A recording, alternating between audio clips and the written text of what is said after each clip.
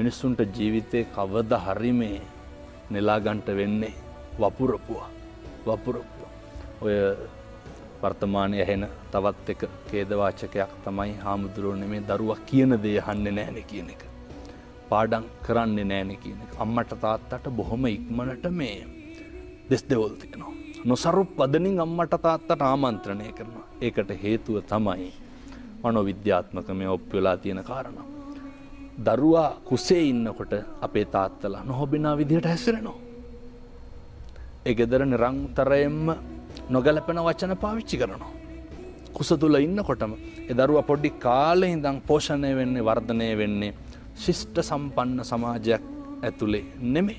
එතකොට ඒ දරුවා අර નિરાයාසයෙන්ම ගහේ කටු උල් කරන්න ඕනේ නැහැ කියලා කියනවනේ. ඒ විදිහටම තමයි ඒ දරුවා ජීවිතේ හැඩගස්ව ගන්නේ.